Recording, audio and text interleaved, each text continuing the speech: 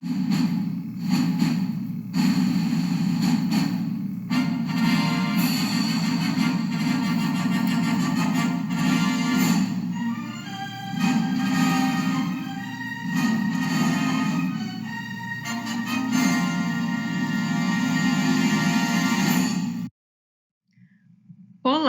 sejam bem-vindos. Aqui quem fala é a professora Fernanda e hoje, na aula de hoje, a gente vai falar sobre ligação gênica, né? Primeiro, o que esse termo quer dizer, né? Então, ligação gênica diz respeito a genes que de alguma forma se encontram intimamente ligados, assim, mais próximos. Bom, antes de mais nada, tem alguns aspectos que a gente precisa ter em mente, né? E a primeira coisa é a gente ter bem clara a diferença entre polihibridismo e ligação gênica. Tanto num caso quanto no outro, seja em polihibridismo ou ligação gênica, nós estamos falando da forma como dois ou mais genes são herdados, ou seja, eles são transmitidos para as próximas gerações. Bom, no que diz respeito a essa transmissão para as próximas gerações, né, no que diz respeito à distribuição desses genes nos seus gametas, quando a gente se refere a genes que estão presentes em cromossomos diferentes, ou mesmo quando são genes que estão no mesmo cromossomo, mas que por conta da grande distância entre eles, pode haver a possibilidade de crossing over, nesses casos, a distribuição desses alelos nos gametas durante a meiose ocorre de forma totalmente aleatória, né? Então, se eu estou falando de dois genes, como no exemplo aqui, os genes A e os genes B, né? E o gene B. Então, na hora que, no caso dessa ilustração aqui, os dois genes A e B, eles estão localizados em cromossomos diferentes. Então, o que isso significa dizer? Isso significa dizer que eles são separados de forma totalmente independente, né? A segregação deles é independente e a distribuição deles nos gametas ocorre de forma totalmente aleatória, né? Então, esse padrão de distribuição e de herança a gente observa tanto em genes que estão localizados em cromossomos diferentes, quanto naqueles genes que até podem estar no mesmo cromossomo. Mas, por conta da distância que existe entre eles, é grande a possibilidade de acontecer o tal do crossing over, né? Que é a permuta, que é a troca, que ocorre durante a prófase 1 da meiose. Mas e se a gente estiver falando de dois genes que estiverem localizados no mesmo cromossomo e esses dois genes estiverem muito próximos entre si? Como é que se dá a herança desse? Essa situação é chamada de ligação gênica ou linkage, tá? Então, a gente diz que ocorre linkage ou ligação gênica quando nós temos dois ou mais genes que estão muito próximos entre si dentro do mesmo cromossomo. E qual é a consequência disso? A consequência disso é que durante a meiose, a tendência é que esses dois ou mais genes se mantenham unidos durante a meiose. Agora, por que existe essa tendência à união, né? A gente vai ver isso nos próximos slides. Mas antes da gente falar sobre isso, é interessante a gente saber, né? Como foi que se descobriu a ligação gênica? De que forma o linkage foi estudado? O que foi que levou os geneticistas, né, a chegarem a observar a ocorrência do linkage ou ligação gênica? Bom, antes da gente entrar nisso, é importante a gente dar uma relembrada em alguns aspectos relacionados à segunda lei de Mendel. Por que é importante a gente relembrar isso? Porque, assim, tanto na segunda lei de Mendel quanto no linkage, nós estamos trabalhando com a herança de 2 ou mais genes, ou seja, a transmissão de 2 ou mais genes ao longo das gerações, né? A questão da formação do gameta, a transmissão desses genes para esses gametas, a junção desses gametas, né? Então, tanto na segunda lei quanto na ligação gênica, nós estamos tratando disso, tá? Mas no caso da segunda lei, ou lei da segregação independente, nós estamos falando de 2 ou mais genes que estão localizados em pares de cromossomos homólogos totalmente diferentes entre si, ou estamos falando de cromossomos de genes, que estão tão distantes entre si, dentro do cromossomo, que existe uma grande possibilidade de ocorrência de permuta, tá? Então, no que diz respeito à segunda lei de Mendel, nós estamos falando de 2 ou mais pares de alelos que estão localizados em pares de cromossomos separados fisicamente entre si, ok? Bom, agora agora que a gente já relembrou, né, já viu que essa diferença que existe entre a segunda lei de Mendel e o linkage, como foi que o linkage, a ligação gênica, foi descoberta? E quem foi que descobriu, né? Então, o cientista responsável pela descoberta do linkage, né, quem primeiro descreveu os aspectos relacionados à ligação gênica, foi um geneticista chamado Thomas Morgan, tá? Um geneticista americano, e em 1910 ele conseguiu observar esses fenômenos durante os seus estudos sobre a mosca da fruta, né, que é a Drosophila melanogaster. Então, a primeira coisa, por que ele estava estudando essa espécie? Por que o Thomas Morgan estava fazendo estudos genéticos com a mosca da fruta?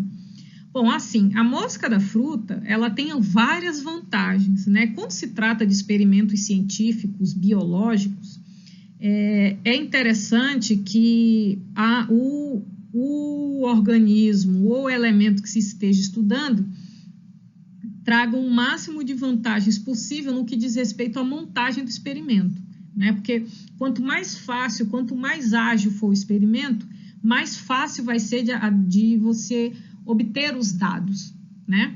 Então, quais são as vantagens da Drosophila melanogaster, né? Que é a mosca da fruta. Primeiro, que o cultivo desse organismo é muito fácil, né? Além do mais, é muito barato. Com um aquário de vidro pequeno, você consegue fazer o cultivo muito facilmente dessa espécie. E ocupa muito pouco espaço. Então, com um aquáriozinho, nem precisa ser um aquário grande, com um aquário pequeno você consegue montar uma unidade experimental bastante adequada dessa espécie. Além do mais, essa espécie se caracteriza pelo fato de ser muito prolífica, ou seja, a prole que é formada é bastante numerosa, tá? E pelo fato dela ser muito numerosa, ela traz muitos dados, então você consegue chegar a conclusões bem fundamentadas montando um pequeno experimento, porque você consegue ter uma grande quantidade de informações por conta do tamanho da prole.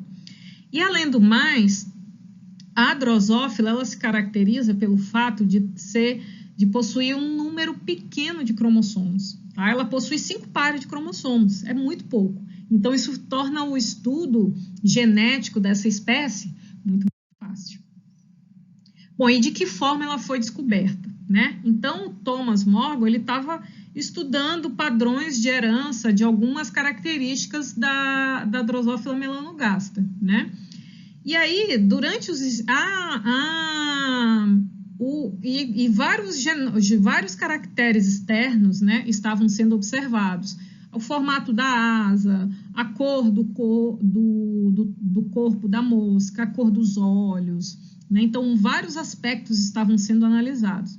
Durante esses experimentos, eles perceberam o surgimento de uma variedade de mosca que tinham várias características diferentes, né?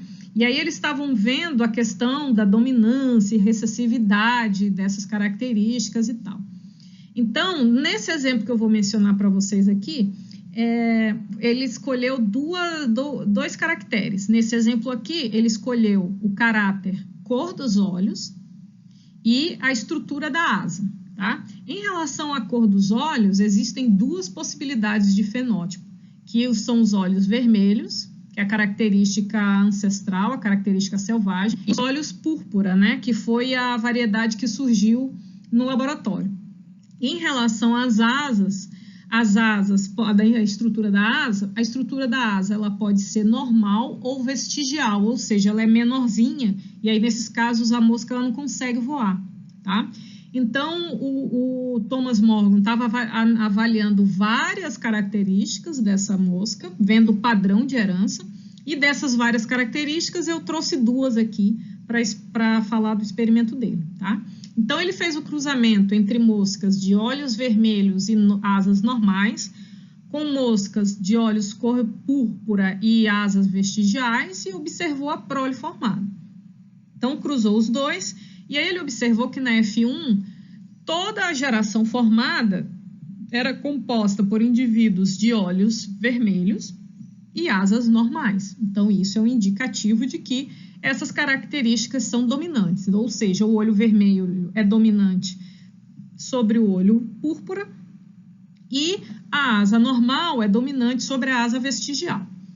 Aí, o que o Morgan fez? Ele fez um cruzamento entre os indivíduos da F1 para obter uma F2, que aí ele queria ver como seria o padrão, a proporção populacional dos indivíduos formados em relação a essas 2 características. E aí o que ele observou foi que os indivíduos que nasceram na F2 tiveram uma proporção fenotípica bem diferente daquele padrão de 9,331 que a gente viu, que é padrão lá da segunda lei de Mendel, né? Quando a gente trabalha com 2 características localizadas em cromossomos diferentes. Então, ele viu que a prole formada veio com uma proporção totalmente diferente. E isso já deixou ele surpreso, né? E aí, então, ele quis investigar o que estava acontecendo ali, né? Por que aquela proporção era diferente. Então, nessas situações em que você quer determinar padrões de herança e tal, quando você faz esse tipo de estudo, você pode recorrer ao que nós chamamos de cruzamento-teste, que é quando você cruza o indivíduo cujo genótipo você está investigando com outro que seja completamente recessivo e que você conheça. E foi isso que o Morgan fez. Então, pegou os indivíduos da geração F1 e cruzou com outro indivíduo que tinha os olhos púrpura e as asas vestigiais, porque aí nesse ponto ele já sabia que o caráter olho púrpura e asa vestigial são recessivos, né? Então, o que ele fez? Ele cruzou o indivíduo duplo recessivo com indivíduos da geração F1, e aí, considerando a segunda lei de Mendel, qual era a proporção esperada, né? Então, nesse tipo de cruzamento, a prole esperada seria que nascessem indivíduos com 4 fenótipos, né? Ou seja, nesse caso aqui, olhos vermelhos e asas normais, olhos vermelhos e asas vestigiais, olhos púrpura, asas normais e olhos púrpura e asas vestigiais, tudo na mesma proporção. Esse seria o fenótipo esperado.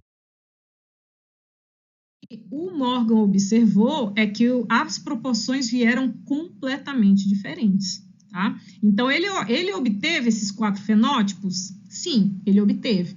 Só que a proporção entre eles foi muito diferente. Então, dando uma olhada nessa ilustração aqui, nós temos os 2 fenótipos extremos, né?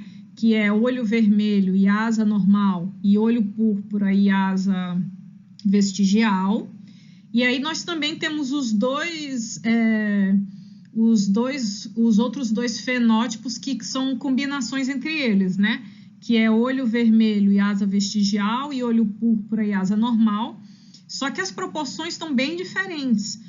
Os fenótipos extremos, eles vieram em uma proporção muito maior do que os dois que estavam misturados. Foi praticamente 80% dos extremos e 20% dos recombinantes, né? Então, foi uma proporção completamente diferente do que seria o esperado caso se tratasse de segregação independente, ou seja, de genes que estivessem localizados em cromossomos completamente diferentes. Bom, e aí, baseado nesses resultados, né?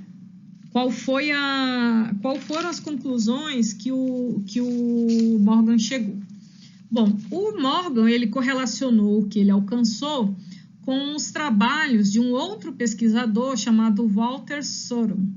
Então, Walter Sutton, em 1902, ele resgatou, esse pesquisador, ele trabalhava com a formação de gametas em ouriços do mar, né? Então, ele estava trabalhando com a gametogênese desses organismos, né?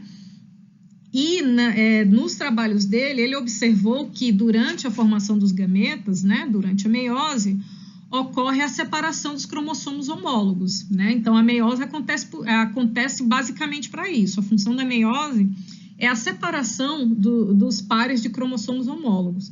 E por que é importante que essa separação aconteça? É exatamente essa separação que vai manter constante o cariótipo da espécie ao longo das gerações, né? Então, vamos considerar uma espécie que possua uma espécie que seja diploide, cujo cariótipo seja formado por 22 cromossomos. Então, se essa espécie é diploide, significa dizer que esses cromossomos estão organizados em 11 pares.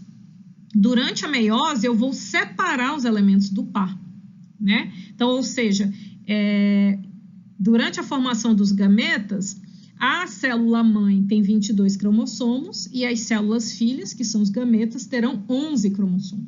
E por que isso acontece? Porque daí, quando eu juntar os 11 cromossomos do pai com os 11 cromossomos da mãe, eu irei repor aqueles 22 cromossomos que fazem parte, que caracterizam o cariótipo normal daquela espécie ali, tá? Então, qual é a importância da meiose? A importância da meiose é manter constante a quantidade de cromossomos ao longo de todas as gerações. Então, o Walter Sutton, ele estava exatamente estudando isso, né? E aí, ele viu que durante a formação dos gametas, esses homólogos, eles são separados. E aí, quando ele resgatou os trabalhos do Mendel, ele percebeu uma similaridade na separação dos fatores que o Mendel explicou com a separação dos homólogos que ocorre na meiose, né? Baseado nessa similaridade, o Sutton elaborou a chamada teoria cromossômica da herança, né? Então, o que essa teoria diz? Essa teoria diz que esses fatores, que hoje nós chamamos de alelos, eles estão localizados nos cromossomos, né? Então, isso significa dizer que um cromossomo vai ser um conjunto de genes. Então, cada cromossomo vai ser formado por vai ser formado por milhares de genes, tá? E isso significa dizer também que nós possuímos mais genes do que cromossomos. Então, se a gente for pensar, vamos pensar nos seres humanos, né? Os seres humanos possuem 46 cromossomos organizados em 23 pares. Só que os seres humanos possuem muito mais características do que 46, né? Nós possuímos milhares de características. E quando a gente fala de característica, a gente fala da cor da pele, a gente fala da textura da pele, a gente fala da cor do cabelo, tipo do cabelo, dente, estrutura óssea, tipo sanguíneo, né? Tipo RH. Então, são várias características. Então, a gente tem muito mais características. A gente tem uma quantidade muito maior de características do que a gente tem de cromossomos. Então, isso significa dizer que um cromossomo vai ser um conjunto de genes, né? Um cromossomo possui vários genes. Às vezes, um par de cromossomos possui milhares. Aí, então, a gente pode chegar... Então, baseado nisso, o Morgan... estabeleceu que um cromossomo pode ser considerado um grupo de ligação, né? O que seria, então, um grupo de ligação? Um grupo de ligação nada mais é do que um conjunto de genes, né? Cada par de cromossomos, então, vai ter vários genes dentro de si. Então, aqueles genes que estão dentro daquele cromossomo são um determinado grupo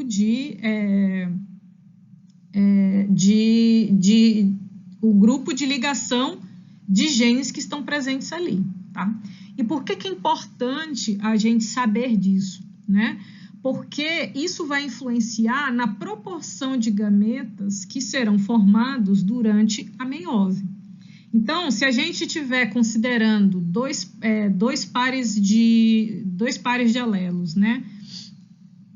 E a depender se esses pares de alelos estiverem ou não ligados no mesmo cromossomo, a proporção de gametas que vai ser formado vai ser totalmente diferente.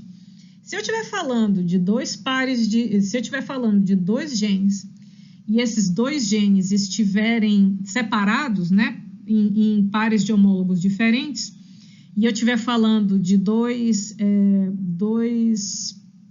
genes que forem heterozigotos, ou seja, azão, azinho, bezão, bezinho, na hora da formação dos gametas, nós teremos 4 tipos de gametas formados nas mesmas proporções, né? Azão, bezão, azão, bezinho, azinho, bezão e azinho, bezinho, né? Todos eles nas proporções de 25%. Agora, quando a gente está falando de grupos de ligação, ou seja, de genes que estão ligados entre si, a proporção de gametas que vai ser formado vai ser completamente diferente. Bom, agora, quando a gente se refere a genes ligados que são heterozigotos, existem 2 formas desses alelos heterozigotos estarem organizados entre si, tá? Então, quando a gente se refere a pares de alelos heterozigotos que estão em linkage, ou seja, em ligação gênica, eles podem estar organizados em 2 configurações, na configuração cis e na configuração trans. A gente diz que 2 alelos, né, que estão ligados estão na configuração cis quando os alelos dominantes estão presentes em um dos cromossomos homólogos e os alelos recessivos estão presentes em outro cromossomo homólogo, tá? Então, olhando aqui essa ilustração que eu coloquei aqui, olhando aqui os que estão circulados em vermelho, tá? Então, nesses cromossomos, eu estou vendo o azão, bezão em um dos cromossomos e os alelos azinho e bezinho estão no outro cromossomo, tá? Então, ou seja, eu tenho os alelos dominantes em um dos elementos do par e o alelo recessivo está no outro elemento do par.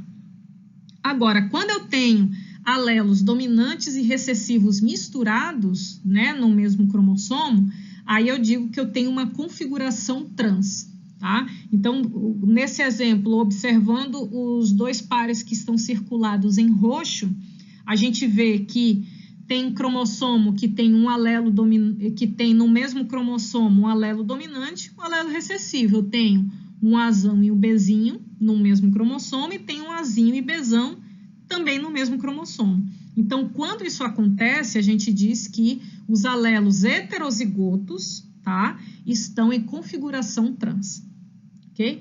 Bom, mas por que isso é importante que a gente saiba? Porque isso também vai ter reflexo na prole que vai ser formada, tá? Então, quando a gente está falando em ligação gênica, em linkage, quando a gente está analisando os resultados dos cruzamentos, a gente não pode considerar só o genótipo parental. A gente também tem que considerar de que forma esses alelos estão organizados entre si, se é na configuração cis ou na configuração trans.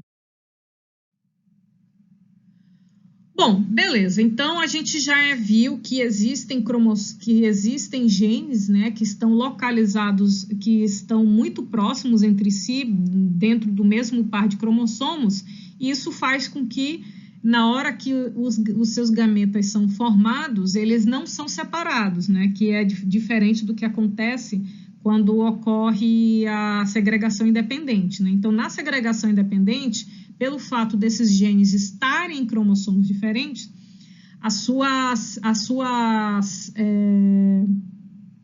segregação e distribuição nos gametas ocorre de forma totalmente aleatória, né? Mas vejam só, então o Morgan percebeu, né, que por conta dos padrões da prole formada nos cruzamentos, a conclusão que ele chegou é que esses genes eram ligados, mas mesmo nesse caso de genes ligados, o Morgan também observou fenótipos recombinantes, ou seja, indivíduos com caráter dominante e recessivo ao mesmo tempo, que nesse caso é olho vermelho e asa vestigial e olho púrpura e asa normal, né? Então, a gente já viu que a asa normal é dominante em relação à asa vestigial e o olho vermelho é dominante em relação ao olho púrpura, né? E nesse cruzamento, o Morgan, ele observou indivíduos que tinham olhos vermelhos, dominante, e asa vestigial, recessivo, e indivíduos com olhos púrpura, recessivo, com asas normais, dominante, ou seja, são fenótipos recombinantes, né, que eu tive a mistura de características dominantes e recessivas, né, mesmo que em menor proporção, mas eles apareceram. Mas então, como é que essas características misturadas apareceram se os genes estão ligados, né? Então, assim, um ano antes desses trabalhos do Morgan, um outro cientista chamado Franz Janssen, em 1902, ele observou quiasmas, né, nos cromossomos durante os processos de divisão celular. O que é um quiasma? O quiasma são pontos do cromossomo em que as cromátides irmãs elas se entrelaçam fisicamente mesmo, tá? E aí, o Morgan, já tendo conhecimento desse fato, ele chegou à conclusão do seguinte, que nesses pontos onde ocorre essa troca de material, né, nesses quiasmas, nesse ponto onde ocorre esse entrelaçamento das cromátides irmãs, é uma situação na qual ocorre troca de fragmentos entre os cromossomos, que é o que nós hoje conhecemos muito bem como crossing over, né? Então, o crossing over, ele é um fenômeno que acontece durante a meiose, e nesse fenômeno a gente observa a troca de fragmentos entre cromossomos, né? Então, o Franz Janssen, em 1909, ele observou nos cromossomos de gametas esses pontos de entrelaçamento. Então, essa evidência já existia. Então, baseado nisso, o que o Morgan concluiu? O Morgan concluiu que a ocorrência desses quiasmas possibilita a troca de fragmentos entre os cromossomos, que é o que nós hoje chamamos de crossing over. E o que uma coisa tem a ver com a outra? Então, essa troca de fragmentos entre cromossomos foi o que possibilitou que houvesse a formação de gametas com características recombinantes, né? Ou seja, alelos dominantes e recessivos juntos.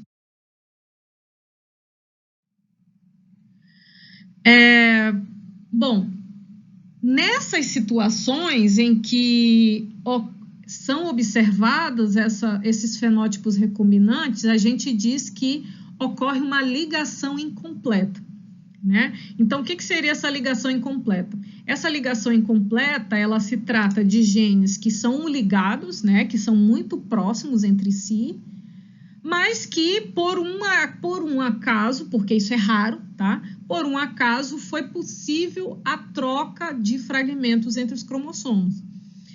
Isso pode acontecer no caso de ligação de genes que estão ligados? Sim, pode, mas é muito mais raro.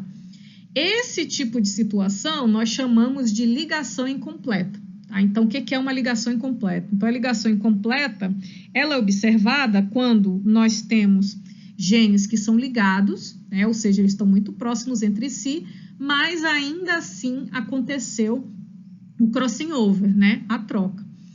Esse tipo de evento é muito raro, tá? Mas a ocorrência dele possibilitou a observação de uma maior variabilidade genética.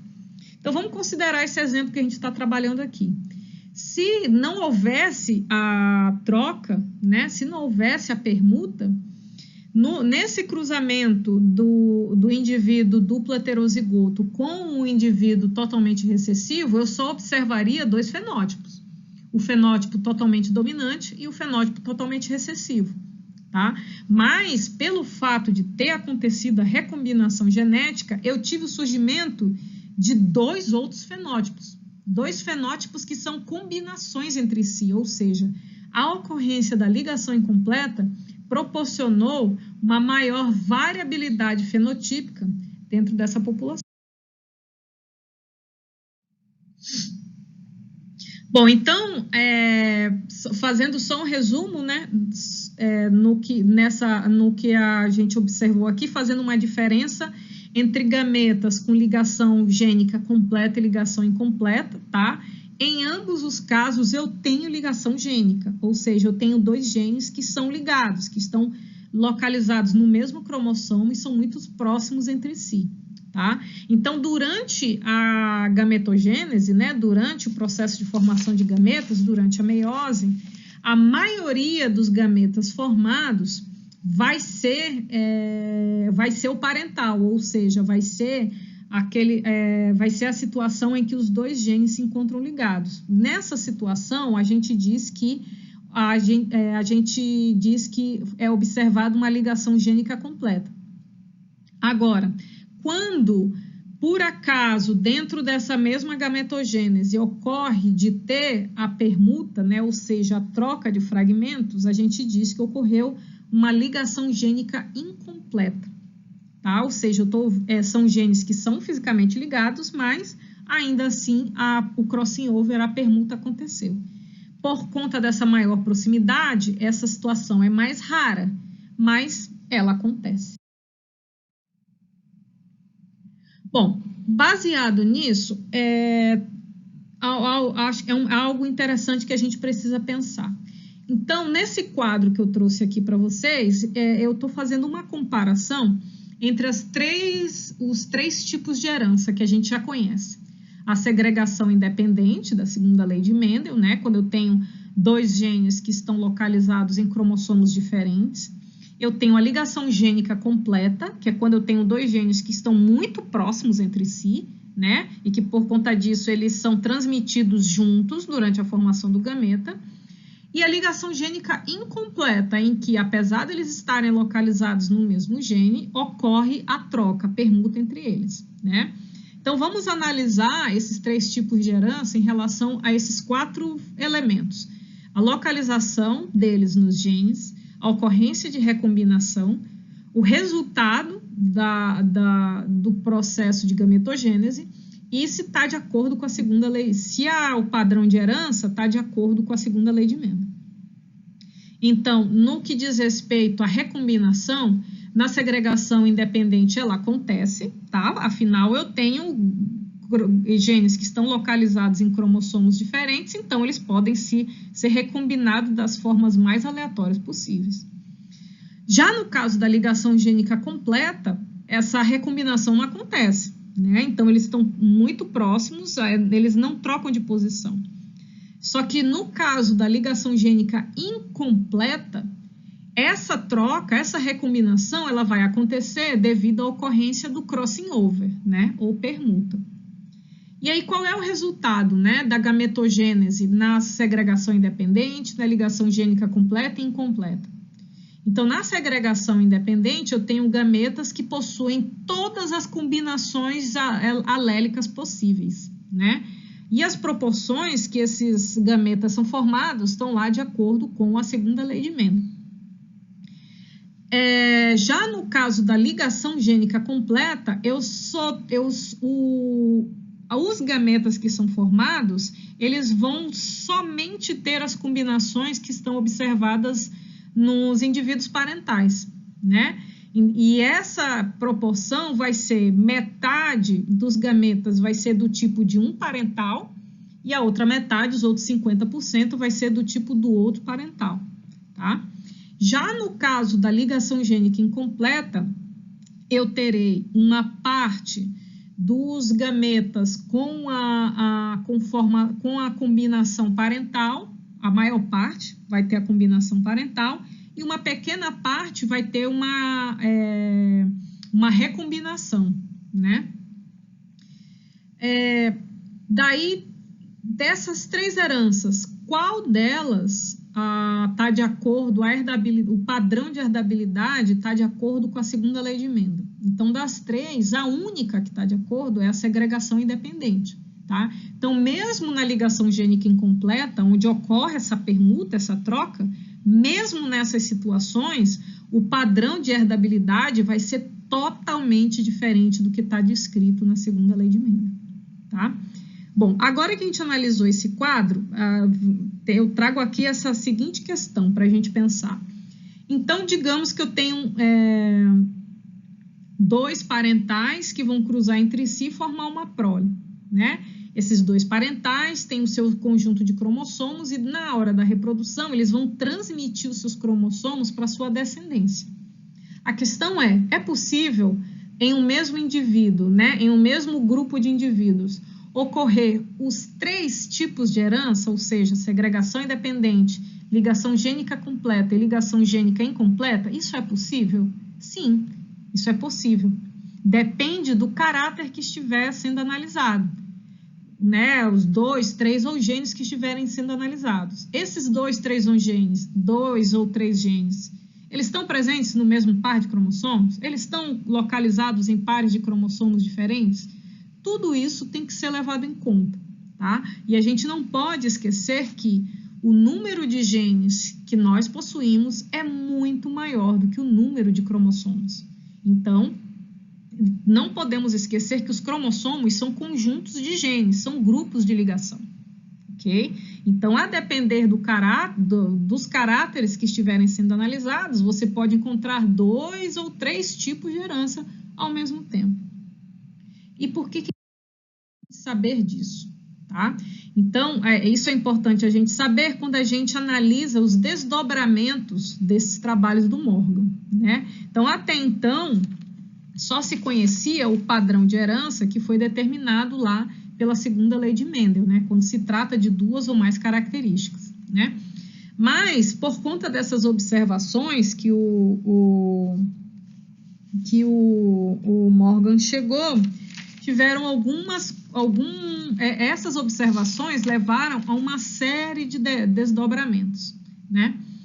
Então, a primeira coisa que foi possível perceber é o seguinte: quanto mais próximos 2 ou mais genes estiverem, né, quanto maior a proximidade entre 2 ou mais genes, menor vai ser a probabilidade de ocorrência de permuta, tá? Ou seja, o fato de ter meiose não significa necessariamente que vai acontecer permuta, que vai acontecer crossing over. Depende dos genes que a gente estiver falando, tá? E mesmo nas situações em que ocorra o crossing over, né? Então, digamos que eu tenho lá uma certa quantidade de genes,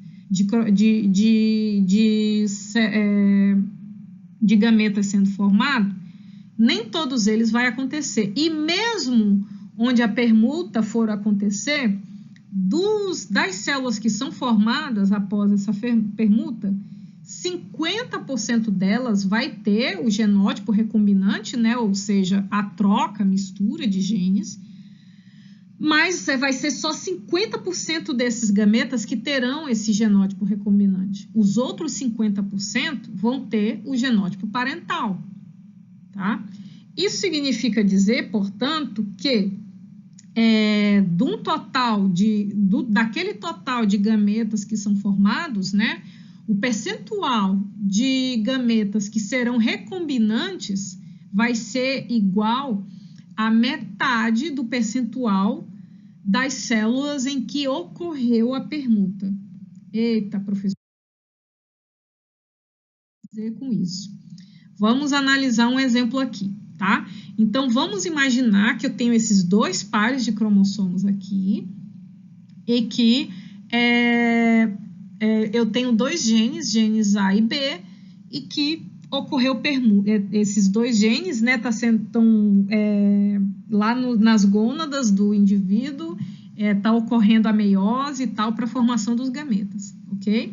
Então, vamos considerar que de 100 gametas que foram formados, né, durante o processo de gametogênese, vamos considerar que nesses 100 gametas, em 40% deles aconteceu o crossing over, tá? Ou seja, eu tenho 100 gametas. Desses 100 gametas, 40% delas, ou seja, em 40 gametas aconteceu o crossing over, tá?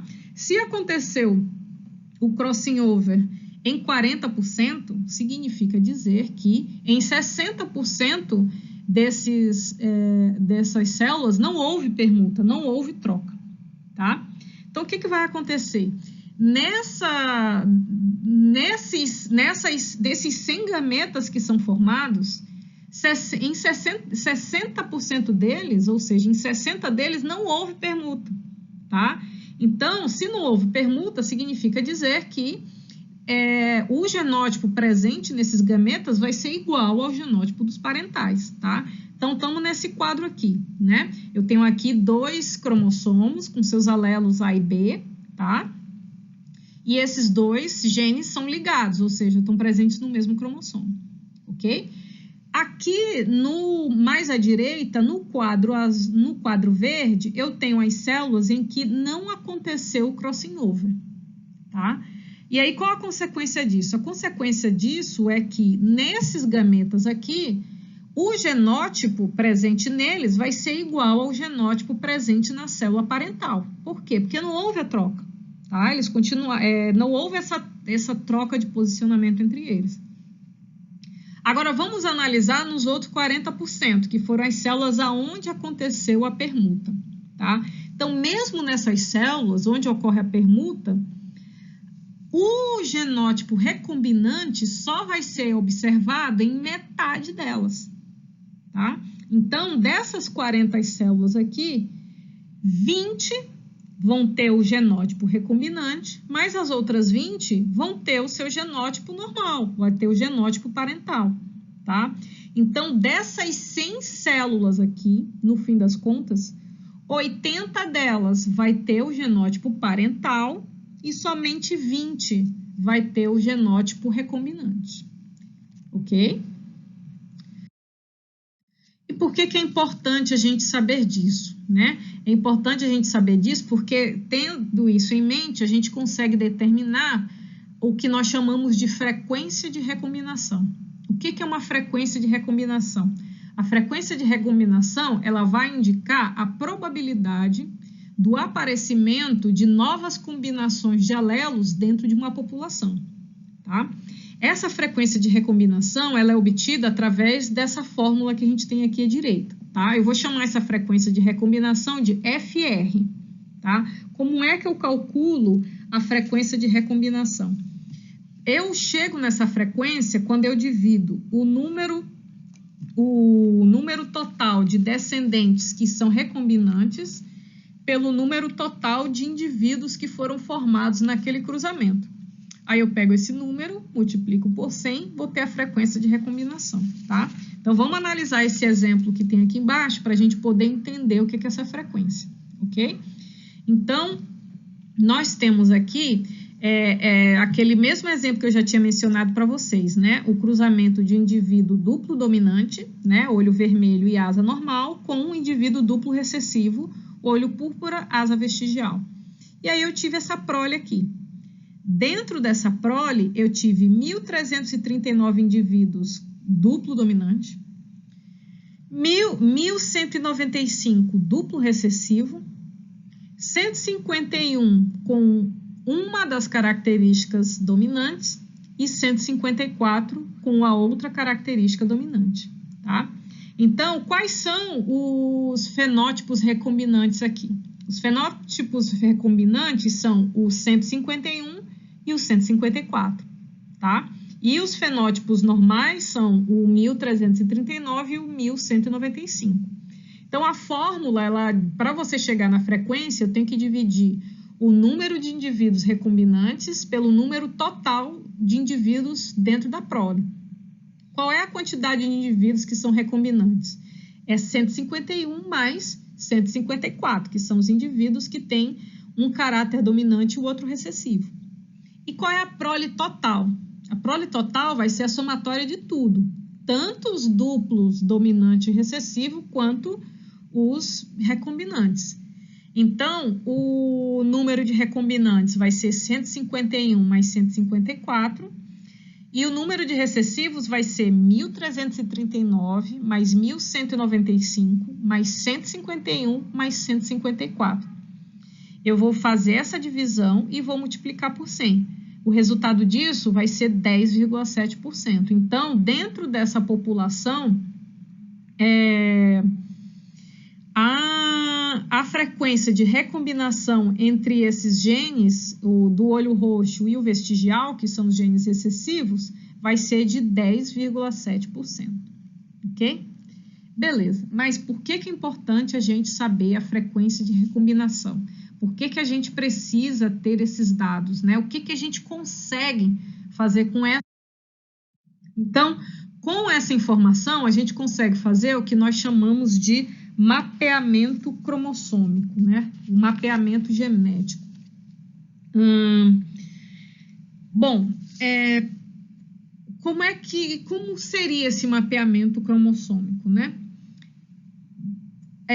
Mapeamento cromossômico nada mais é do que você determinar o posicionamento dos de determinados genes dentro dos seus cromossomos, né? Você vai mapear os genes que estão naqueles cromossomos, ou seja, você vai determinar qual gene está em qual cromossomo, ou quais genes, né? Mas como é que é possível a gente fazer isso, né? Isso é possível devido ao fato de que existe uma grande correlação entre a frequência de recombinação, que a gente acabou de ver, e a distância entre os genes. E por que existe essa correlação tão grande? Essa correlação, ela existe por conta de algumas evidências. Primeiro, a disposição dos cromossomos dentro, ou dos genes dentro do cromossomo, é sempre linear, tá? Além do mais, o cromossomo, o gene em geral, vai sempre ocupar a mesma posição dentro do cromossomo, né? E além do mais, quanto maior a proximidade entre os genes, menor vai ser a possibilidade de taxa de recombinação. Essa taxa de recombinação pode acontecer? Pode, mas ela é muito mais difícil de acontecer, tá? Quanto mais próximo dois genes estiverem, mais difícil vai ser a troca de posição entre eles, tá? Então, você determinando a taxa de recombinação, você consegue estabelecer o grau de proximidade, estimar, né, o grau de proximidade que vai existir entre dois ou mais genes, ok? Além do mais, quando você observa uma frequência de recombinação superior a 50%, isso é um forte indicativo de que está ocorrendo segregação independente entre aqueles dois genes, tá? Então, se você está analisando dois genes ao mesmo tempo e você percebe que a frequência de recombinação entre eles é muito grande, isso é um grande indicativo de que eles estão segregando de forma totalmente independente um do outro, tá? E por que isso é importante? Isso é importante, essa evidência é importante porque para que você possa determinar com maior eficácia o posicionamento desses genes dentro dos cromossomos, você vai precisar analisar uma quantidade maior de genes, tá? Se você estiver analisando somente esses dois genes, e se eles dois tiverem uma frequência de recombinação de mais de 50%, Isso significa dizer que, no mínimo, eles são muito distantes entre eles, dentro do mesmo cromossomo. Ou, inclusive, podem estar localizados em cromossomos diferentes. Então, para que eu consiga determinar de forma mais precisa qual é, de fato, a posição desses dois cromossomos, eu vou precisar analisar outros genes ao mesmo tempo, né? Então, e qual vai ser a consequência disso? Quanto maior a quantidade de genes que eu estiver analisando, maior vai ser a quantidade de informações que eu vou ter.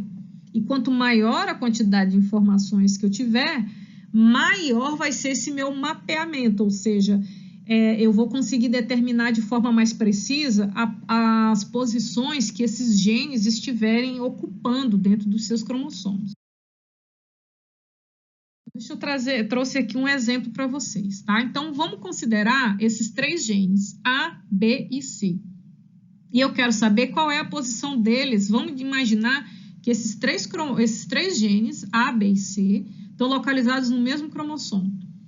Mas qual é o posicionamento deles, né? Como eles estão posicionados entre si dentro daquele cromossomo? Eles seguem a sequência A, B e C? Eles estão na sequência ACB, CAB? Qual vai ser, né? Então, como é que eu consigo determinar isso? Eu consigo determinar através da frequência de recombinação, né? Porque a frequência de recombinação, ela vai determinar qual vai ser a distância, você vai conseguir estimar qual vai ser a distância entre eles, tá? Então, aqui eu trouxe a frequência de recombinação desses 3 genes, né? A frequência de recombinação de um gene em relação ao outro. Então, eu tenho 3 frequências de recombinação. A frequência de recombinação do gene A em relação ao gene B, do gene B em relação ao gene C e do gene A em relação ao gene C. Então, a frequência de recombinação entre os genes A e B é de 13,2%. A frequência de recombinação entre B e C é de 6,4%. E a frequência de recombinação entre A e C é 18,5%. Então, o que esses 3 percentuais me dizem? Tá? Então, a frequência de recombinação entre A e C é a maior entre os 3. O que essa informação me diz? Essa informação me diz que a probabilidade de A e C se recombinarem entre si, ou seja, trocarem de posição, é maior do que as outras 2 possibilidades. Então, isso vai me indicar o quê? Isso vai me indicar que, dentre esses 3, os genes A e C são os que estão mais distantes entre si, tá? Quanto maior a distância, maior a probabilidade de recombinação. E, por outro lado, a frequência de recombinação de B e C é de somente 6,4%. Então, isso significa dizer que, dentre esses 3, B e C são os que estão localizados mais próximos entre si, tá? Baseado nessa informação, eu consigo estabelecer o posicionamento desses 3 genes dentro do cromossomo. Então, como eu sei que os genes A e C são os mais distantes entre si, eu consigo determinar que esses 2 genes são os mais periféricos, né? Que eles estão mais longe. Entre os 2, eu tenho o gene B. Só que eu também sei que o gene B está mais próximo do C do que do A, né? Então, daí eu fazer esse posicionamento, tá? A frequência de recombinação ela é usada, inclusive, para determinar a unidade de distância, que, em homenagem ao Morgan, foi chamado de centimorgan, tá? E qual é a correlação entre o centimorgan e a frequência de recombinação? Então, 1 centimorgan equivale a 1% de frequência de recombinação, tá? É uma relação direta. Então, o que eu consigo dizer aqui? Eu consigo dizer que entre os genes A e C, eu tenho 18,5 centimorgans de distância. Entre os genes A e B, eu tenho 3,2 centimorgans de distância. E entre os genes B e C, eu tenho 6,4 centimorgans de distância. Coisa que ainda falando sobre os desdobramentos, né, dos trabalhos do Morgan, então, a partir dos trabalhos do Morgan, a gente conseguiu ter o aparato científico necessário para que a gente pudesse fazer o mapeamento cromossômico. E o mapeamento cromossômico, por sua vez, ele é utilizado para a detecção do que nós chamamos de anomalias cromossômicas, né? Então, o que são essas anomalias? É quando eu tenho algum tipo de alteração no que diz respeito à estrutura cromossômica, seja em relação à quantidade ou em relação à estrutura mesmo, tá? Quando eu tenho uma alteração na quantidade de cromossomos do cariótipo do indivíduo, eu digo que ocorreu ali uma anomalia numérica, uma anomalia cromossômica numérica. Agora, quando eu tenho uma alteração na estrutura física de um ou mais cromossomos, a gente diz que está acontecendo ali uma anomalia estrutural, ok? Em relação às anomalias numéricas, né? Eu tenho duas possibilidades de anomalias numéricas, tá? Eu digo que ocorre uma poliploidia quando eu tenho conjuntos cromossômicos adicionais. Então, por exemplo, a nossa espécie possui 46 cromossomos. Se o indivíduo nascesse, né, porque não é viável, tá? A poliploidia, ela não é viável. Ocorre ali um desarranjo, uma quebra ocorre ali um desarranjo celular tão grande que não existe viabilidade nos embriões que são formados ali. Então, já na fase embrionária, essas situações já são eliminadas, né? Mas quando eu tenho um embrião, por exemplo, que ao invés de 46 tem 92 cromossomos, ou seja, o dobro do normal, ali está acontecendo o que nós chamamos de poliploidia, tá? Agora, quando eu tenho um cromossomo a mais ou a menos decorrente da não disjunção durante a meiose, ou seja, quando eu não separo um dos elementos do par, eu digo que ali ocorre uma aneuploidia, tá? Então, a gente sabe que na prófase 1 da meiose, eu vou desfazer os pares de cromossomos. Quando ocorre de um desses pares não ser desfeito, né? Ali, essa situação a gente chama de aneuploidia. E quando ocorre a aneuploidia, eu vou ter um gameta ou com um cromossomo a mais ou com um cromossomo ao menos, né? Bom, aqui nesse quadro, eu trouxe as três possibilidades de status gaméticos em relação à quantidade de cromossomos. Então, quando eu tenho uma célula que tem a quantidade normal de cromossomos, eu digo que aqui está acontecendo uma euploidia. Então, na euploidia, eu tenho o cariótipo normal da célula. No caso da espécie humana, o cariótipo normal é 46 cromossomos, né, nas células que são diploides. Então, se eu tenho uma célula que tem 46 cromossomos, ela tem a quantidade normal de células. Agora, quando eu tenho um indivíduo com um cromossomo a menos, eu digo que está acontecendo a monossomia, tá? A gente sabe que a gente tem duas classes de cromossomos, né? Nós temos cromossomos autossomos e alossomos. O que são cromossomos autossomos? Cromossomos autossomos são aqueles que possuem dentro de si os genes que controlam as características normais do nosso corpo, tipo formação de cabelo, formação de estrutura óssea, estrutura muscular, dos sistemas, enfim, tá? Os cromossomos alossomos são aqueles cromossomos sexuais. São aqueles cromossomos que determinam, por exemplo, o gênero biológico do indivíduo, os tipos de hormônios sexuais que ele vai formar, os tipos de gameta que ele vai formar, tá? Então, as informações referentes a isso estão nos cromossomos alossomos, que no nosso caso são dois tipos, o cromossomo X e o cromossomo Y. Quando ocorre a monossomia de um cromossomo autossomo, em geral, isso é letal, tá? É muito raro que um indivíduo consiga sobreviver quando está faltando muito raro não. Quando está faltando um cromossomo dito autossomo, isso é letal, tá? O indivíduo não consegue sobreviver. Agora, quando o cromossomo que está faltando é um cromossomo sexual, é um cromossomo X, é um dos cromossomos sexuais, existe uma possibilidade de sobrevivência, tá? Quando ocorre a sobrevivência, o indivíduo nasce com uma síndrome, que é chamada de síndrome de Turner, né? Então, na síndrome de Turner, o indivíduo nasce com um único cromossomo X, né? Ele possui 45 cromossomos e um dos cromossomos X. Nem sempre sobrevive, tá? Mas quando o indivíduo sobrevive, ele nasce com essa síndrome. E aí, nós temos a trissomia quando eu tenho um cromossomo a mais, tá? Nesses casos, a probabilidade de sobrevivência do indivíduo é maior, tá?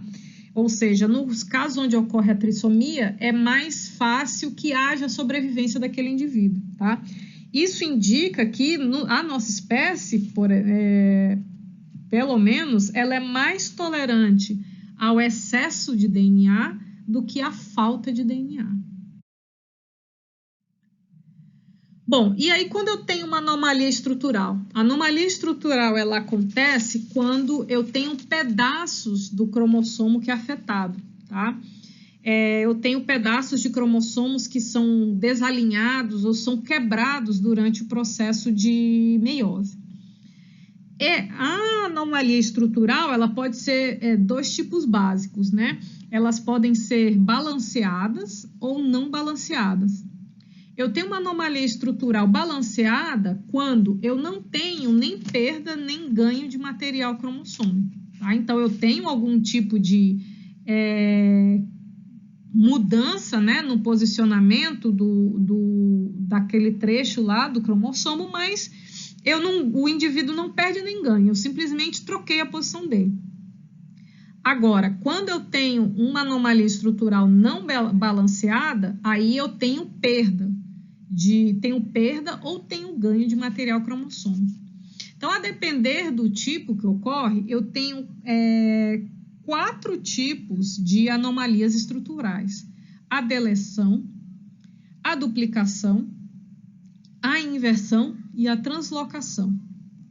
Eu digo que ocorre deleção quando um cromossomo perde material genético, tá? Essas situações, elas são mais severas, tá? É muito difícil o indivíduo sobreviver quando isso acontece. É do tipo de anomalia estrutural não balanceada, ou seja, eu tive uma perda de material genético. Quando ocorre duplicação, é quando eu tenho uma quantidade a mais de um determinado trecho de DNA dentro de um cromossomo. Entre a duplicação e a duplicação é menos severa, novamente porque o nosso organismo ele tem uma maior tolerância a excesso de DNA. Eu tenho uma inversão quando 2 fragmentos de cromossomos, eles invertem o seu posicionamento dentro de um par de cromossomos homólogos, né? Então, eu tenho aqui nesse exemplo a inversão. Então, eu tenho aqui um par de cromossomos homólogos. Nos 2, ocorreu a quebra de fragmentos de cromossomos. Só que os 2 fragmentos, eles trocaram de posição entre si, dentro do mesmo par de cromossomos, tá? E aí eu tenho a translocação. Na translocação, eu também vou ter a quebra e a troca de posição, só que essa quebra vai acontecer entre cromossomos que não são homólogos, tá? Essa translocação, ela pode ser recíproca ou não recíproca. A translocação, ela vai ser recíproca quando a inversão de fragmentos vai acontecer nos 2 cromossomos que não são homólogos, né? Então, nesse exemplo, eu tenho um cromossomo verdinho e o rosinha. Nos 2, eu tive perda de fragmento. E nos 2 ocorreu a troca da posição. Então, eu tenho um pedacinho do rosinha no verde e um pedaço do verde no rosa. Agora, quando eu tenho uma translocação não recíproca, somente o pedaço de um dos cromossomos vai para o outro, né? Então, aqui eu tenho o amarelo e o cinza. Nessa translocação aqui, o amarelo perdeu um pedaço que foi para o cinza. Mas o pedaço do cinza não foi para o amarelo, né? Ou seja, só um só um dos fragmentos houve o reposicionamento, o outro continuou ali, ok? Bom, e para terminar, né, o que de tudo isso que a gente trabalhou na ligação gênica, o que é importante a gente saber? Primeiro, qual é a diferença entre a segunda lei de Mendel e a ligação gênica? Né? Então, na segunda lei de Mendel, eu estou falando de segregação independente, ou seja, 2 ou mais pares de alelos que estão localizados em cromossomos diferentes ou muito distantes entre si, tá? Já no caso da ligação gênica, eu tenho 2 ou mais genes que estão ligados entre si, ou seja, estão no mesmo cromossomo e são muito próximos entre si, tá? Como é que ela foi descoberta? Então, a ligação gênica foi descoberta através dos trabalhos do Morgan com a mosca da fruta. Ele estava estudando os padrões de herdabilidade de determinadas características e ele viu que fugia do padrão que era determinado pelo Mendel, né? Então, a partir desses estudos, ele conseguiu determinar que existem genes que são tão próximos entre si que seu padrão de herdabilidade é diferente do que é descrito pela segunda lei de Mendel. Quais foram os reflexos desse trabalho? Tá?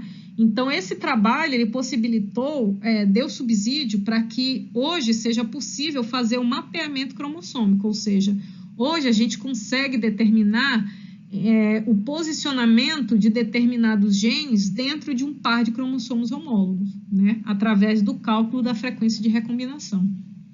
E o que são as anomalias cromossômicas?